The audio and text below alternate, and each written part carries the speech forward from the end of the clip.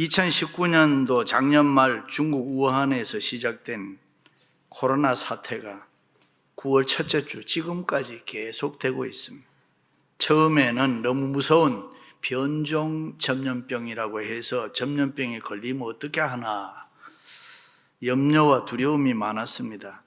그런데 지금은 어떻습니까? 여전히 두려움이 있습니까? 아니면은 견딜만 하고 괜찮습니까?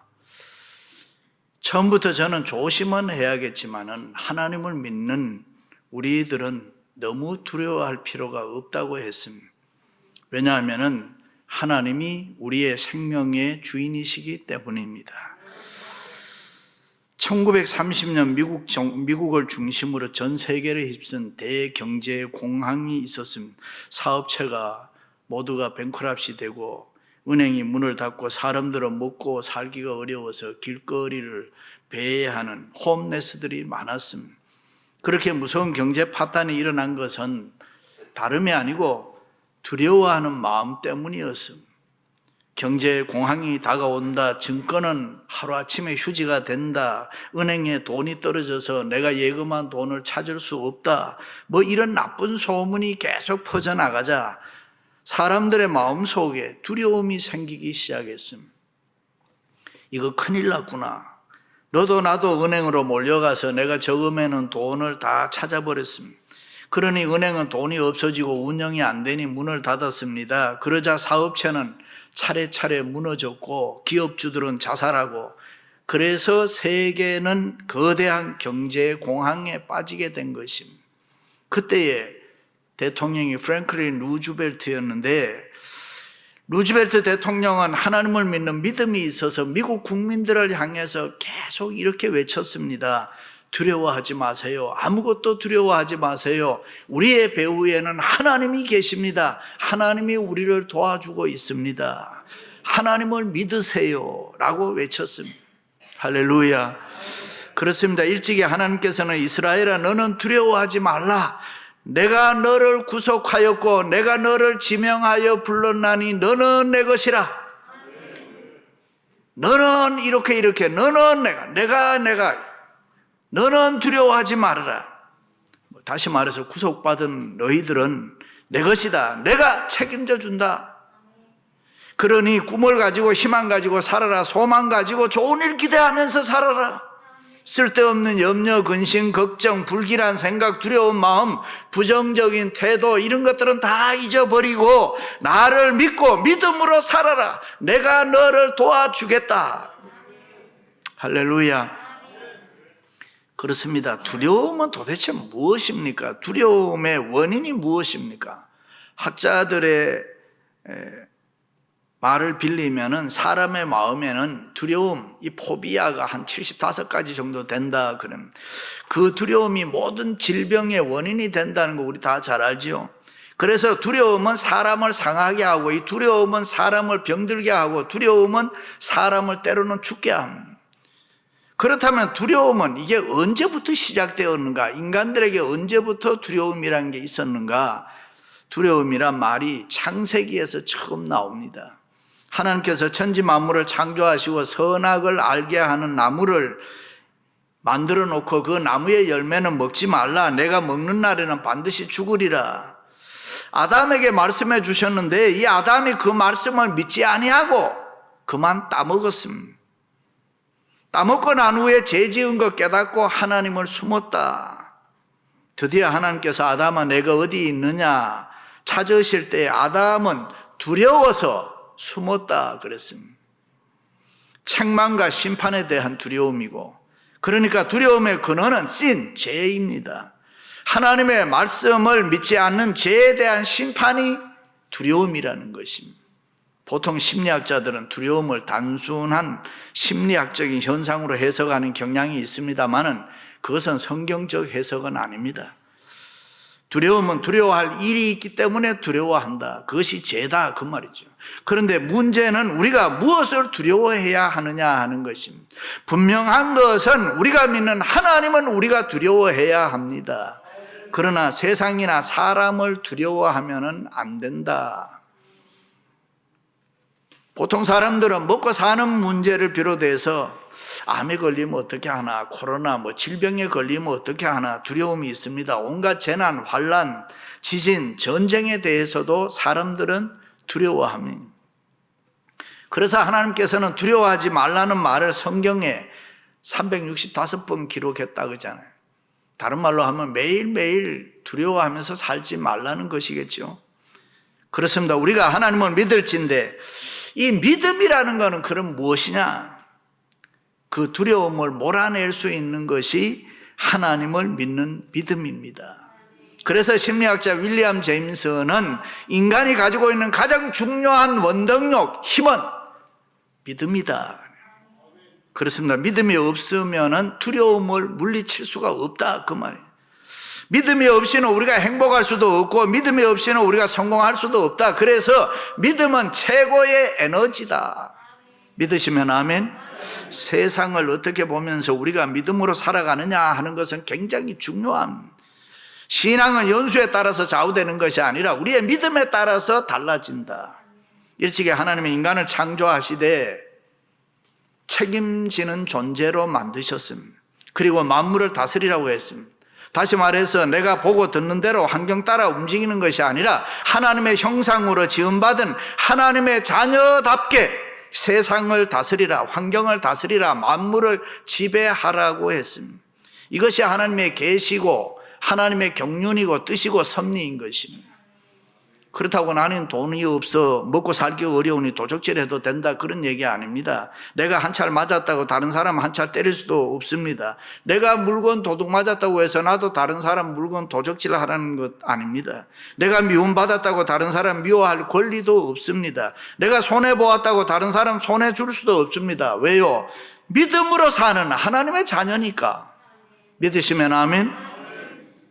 가끔 우리들 중에 이런 이야기하는 사람들이 있습니다. 내가 본래는 이렇게 나쁜 사람이 아닌데 너를 만나서, 당신 같은 사람 만나서 이렇게 되었다고, 당신을 만나서 당신 때문에 내 성격이 이렇게 못쓰게 되었다고 합니다. 정말 그렇습니까?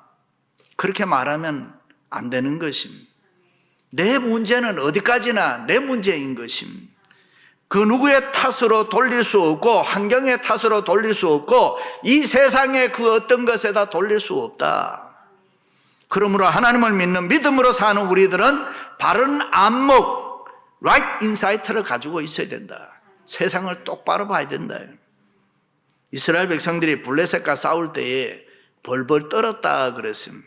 평상시에는 하나님을 송축드립니다 이렇게 잘 믿었어요. 그런데 막상 전쟁이 일어나니까 유명한 장수 골리앗이 나타나니 하나님은 보이지 아니하고 무서운 골리앗만 보였습니다. 그때 이스라엘 백성들은 두려워했습니다.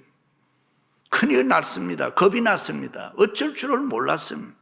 그러나 하나님을 믿는 믿음으로 살았던 다윗은 달랐습니다. 두려워하지 않았습니다. 두려워하는 형들에게 내가 나가서 저 할례 받지 않는 골리앗을 죽이겠습니다, 무찌르겠다 했습니다. 그 소리를 듣고 다윗의 형들이 뭐라고 했습니까? 교만하다 그랬습니다. 어린 게 못 모르고 하지 마라 이런 이야기겠죠. 다윗이 교만했습니까? 다윗이 못 모르고 그렇게 했습니까? 아닙니다. 다윗의 믿음, 다윗의 용기는 전능하신 하나님을 믿는 신앙에서 나온 것이라. 다윗은 골리앗만 본 것이 아니라 지금도 살아계신 만군의 하나님을 보았다 그 말이죠. 그러므로 다윗은 골리앗을 두려워하지 않았습니다. 시시하게 보았단 말이죠. 아무것도 아닌 것처럼 보았단 말이에요. 슬슬 문맷돌 돌려서 쓰러뜨렸습니다. 그리고 목을 베었습니다. 얼마나 쉽습니까? 하나님을 믿는 믿음이 있을 때에 사람이 담대해지고 용기가 있는 것입니다. 믿으시기 바랍니다. 그렇습니다. 하나님께 대한 확실한 믿음이 있어야 우리가 두려워하지 않습니다. 쉬운 말로 우리 그런 이야기 하잖아요. 믿는 구석이 있어야 용기도 있고 여유도 있고, 때로는 끊어야 할 것 끊지 못하고 버려야 할 것 버리지 못하는 신앙인들 많아요. 왜 그래요? 분명하게 믿지 못해서 그렇습니다. 그렇습니다. 우리가 하나님을 믿노라 하면서도 돈이 좀 있으면 돈 의지하고, 건강이 있으면 건강 의지하고, 명예가 있으면 명예를 의지하고, 또 젊음이 있으면 젊음을 의지하고, 좌우간 어찌됐건 인간적인 가진 바 그 무엇을 의지하고 있기 때문에 하나님께 대한 순수한 믿음이 없다 이 말이에요. 그러므로 하나님을 분명하게 믿으시기를 주님의 이름으로 축원합니다. 할렐루야. 해당장 야이로라는 사람이 있습니다. 이스라엘 사람들에게는 해당 주이시 템플이 생활의 중심인, 우리 교회 근처에도 베벌리힐스, 벨에어, 브렌트우드, 산타모니카 뭐 이런 데 보면 주이시 템플, 시나고그가 많이 있습니다. 우리를 얘기하면 교회입니다. 이 해당에서 예배도 드리고 공부도 합니다. 그러니까 해당은 학교도 되고 예배당도 되고 공회당도 된다. 회의도 거기서 하니까요. 종교, 정치, 문화를 비롯해서 삶의 센터입니다. 그런 데서 이 해당에서 중요한 행사를 주관하는 사람들이 있습니다. 그 사람들은 장로들입니다. 이 장로들의 회의를 하는데 여기 회장이 누구냐? 해당장이란 말이에요. 그러니까 야이로는 지위가 높은 사람이고 지식이 있고 명예가 있고 지혜가 있고 권세가 있고 많은 사람의 존경을 받아서 해당장이 됐단 말이죠. 그런데 그 야이로가 해당장이 예수님께 나왔습니다. 그렇습니다. 여기 예수님께 나왔다는 것이 중요합니다. 왜냐하면 예수님을 찾는다는 것이 믿음이기 때문입니다. 누구든지 그 믿음 가지고 예수님께 나오면은 인생의 모든 문제를 우리가 해결할 줄로 믿습니다. 그래서 예수님께서도 자기를 찾아온 자들에게 내 믿음이 크도다, 내 믿음이 너를 구원하리라, 내 믿음대로 될지니라. 할렐루야.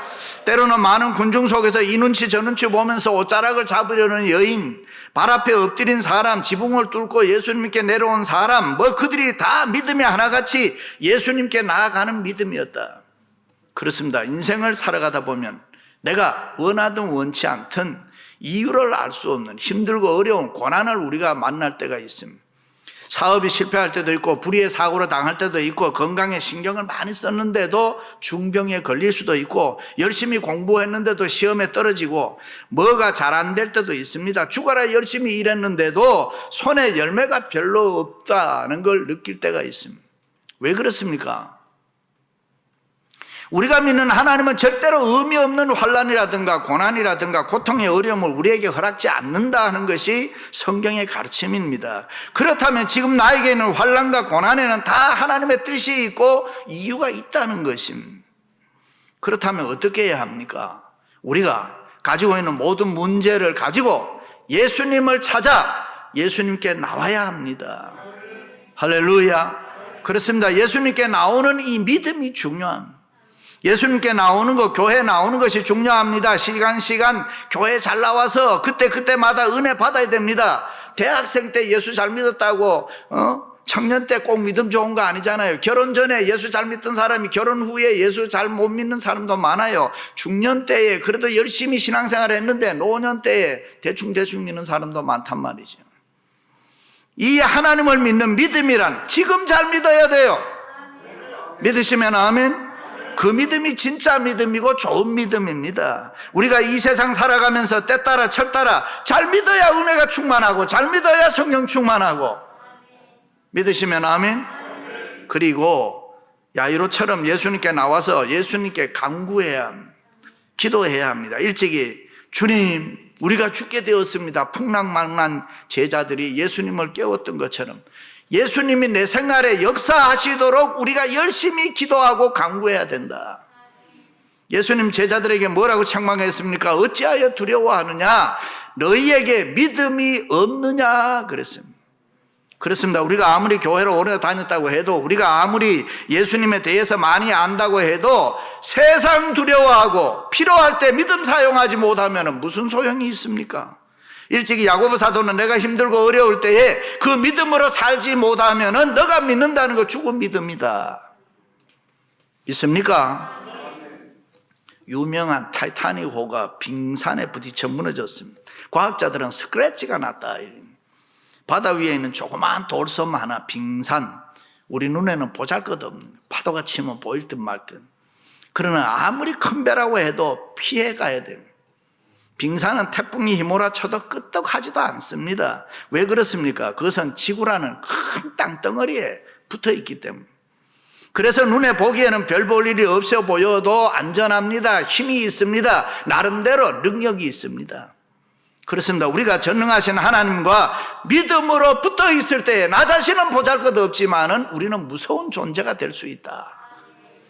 세상의 그 어떤 두려움도 우리를 넘어뜨릴 수가 없다. 아멘. 유대인들은 12살이 되면 성인이라 그럽니다. 그런데 성인이 다 된 딸이 병들어 죽게 되었으니 얼마나 안타까운 일입니까? 그러니 야이로는 자기 사랑하는 딸이 병들어 죽게 되어서 예수님께 나올 수밖에 없었고 더 이상 계산하고 따지고 시비 벌이를 붙일 겨를이 없었습니다. 평소에 같으면 권세 있는 해당장이 젊은 갈릴리 청년 예수님 앞에 무릎을 꿇는다는 것은 말도 안 되는 일입니다. 그 당시에 예수님은 율법을 거역한 자, 안식일을 범한 자, 이거 소문도 또 별로 안 좋아요. 그러나 그것도 따질 때가 아니었대요. 해당장 야이로는 위신이고 체면이고 다 뒤로하고 딸을 고치기 위해서 예수님 발 앞에 엎드려서 간구했다. 내 어린 딸이 죽게 되어사오니 오셔서 그 위에 손을 얹으사 그로 구원을 받아 살아나게 하소서. 할렐루야. 그렇습니다. 우리는 이 세상을 살면서 자존심, 위신, 체면을 얼마나 중요하게 생각하는지 모릅니다. 우리는 양반 문화에 길들여져 있는 민족입니다. 그래서 이 체면, 위신, 자존심을 깨끗이 버린다는 것이 얼마나 힘든 일인지 모릅니다. 딸이 죽었으면 죽었지. 어떻게 해당장이 이스라엘 종교의 위엄을 가지고 예수님 발 앞에 무릎을 꿇을 수 있겠는가? 그렇습니다. 내 인생의 문제를 해결하기 위해서는 내 체면, 위신, 자존심 다 깨끗이 버리고 너나 할 것 없이 예수님께 무릎 꿇어야 합니다. 그리고 도와달라고, 예수님 도와달라고 간구해야 됩니다. 그럴 때 기적이 일어날 줄로 믿습니다. 할렐루야. 아람 나라 군대 장관 나아만의 이야기 알지 않습니까? 권세 명예 다 가지고 있지만 문둥병에 걸렸습니다. 자기 집에 있는 하녀를 통해서 선지자 엘리야에 대한 이야기를 듣고 엘리야가 있는 사마리아 성으로 갑니다. 그러나 엘리야 선지자는 문전박대하고 나와보지도 않아요. 사람 보내요. 요단강에 가서 7번 목욕하라. 나만 장군은 자기를 알아주지 않아 자존심 상하고 불쾌하고 기분이 나빴습니다. 지금까지 인생을 살면서 이런 대우를 받아본 적이 없습니다. 마음이 상해서 돌아가려고 할 때 신하가 이야기합니다. 장군님, 이것보다 더 어려운 일을 하라고 해도 해야 될 텐데 문둥병 고칠 수 있다면 뭐는 못하겠습니까? 엘리야의 말대로 요단강에 가서 목욕하고 씻어 봅시다.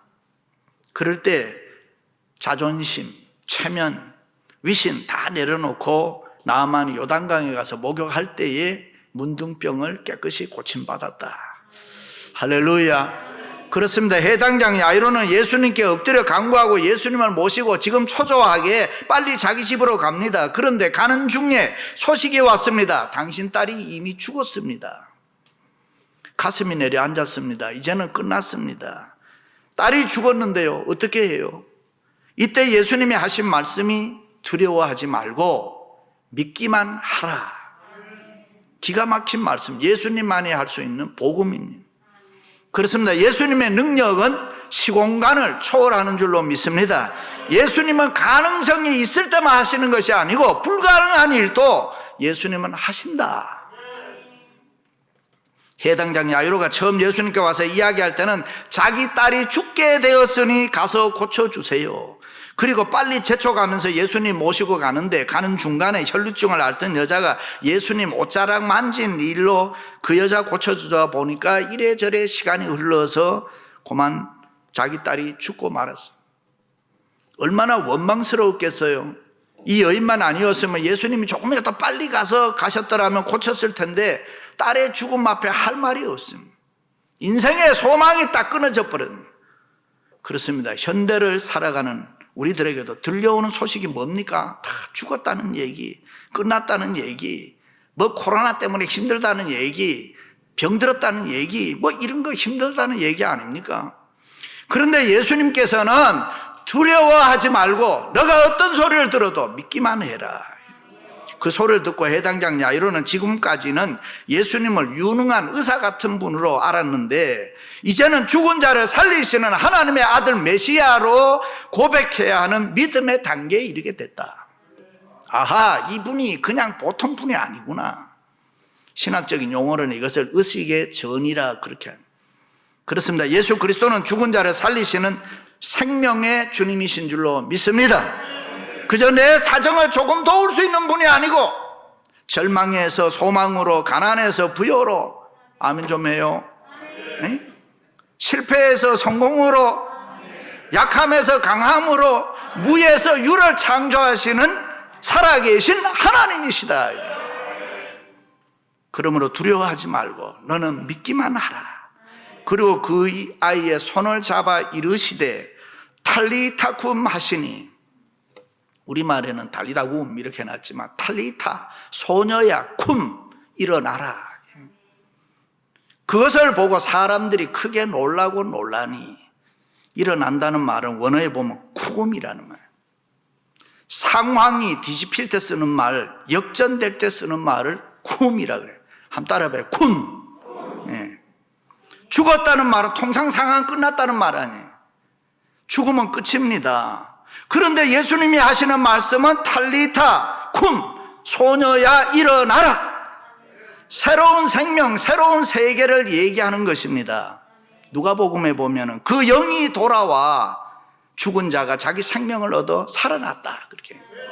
할렐루야. 우리가 믿는 예수님은 이런 분이란 말이죠. 그러니까 두려워하지 말고 믿기만 해라. 그렇습니다. 하나님의 말씀을 들으면 상황이 뒤집히고 내 인생이 역전되는 줄로 믿습니다.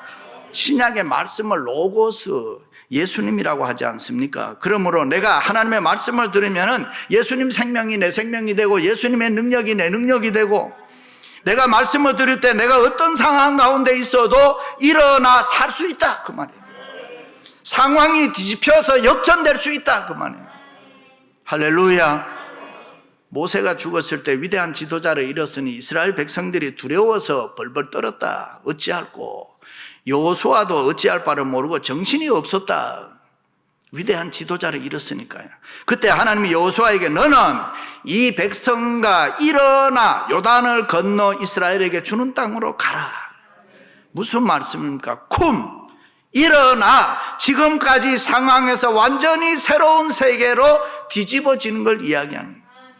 그렇습니다. 하나님의 말씀을 들을 때 부정적인 사람이 긍정적인 사람이 되고 낙심과 두려움에 사는 사람이 희망과 소망이 넘치는 줄로 믿습니다. 그러므로 내 마음에 들든 안 들든, 내 생각에 맞든 안 맞든, 내 지식과 내 이성과 내 경험에 비추어 이해되든 안 되든 두려워하지 말고 믿기만 하라. 그러면 너가 하나님의 영광을 보리라. 할렐루야. 그렇습니다. 우리가 믿는 예수 그리스도는 죽은 자를 살리시는 생명의 주님이시고 창조주시고 전지전능하신 하나님이신 줄로 믿습니다. 아멘. 여러분은 어디까지 믿고 있습니까? 때로는 뭐 된다고 하고 안 된다고 이야기하고, 때로는 행복하다고 하고, 때로는 뭐 불행하다고 하고, 때로는 좋다고도 하고, 때로는 안 좋다고도 하는데 그 근거가 뭐냐 이 말이에요. 하나님을 분명하게 믿으시기를 바랍니다. 할렐루야. 사랑하는 성도 여러분, 두려워하지 말고 믿기만 함으로 하나님께 영광을 돌릴 수 있기를 주님의 이름으로 축원합니다.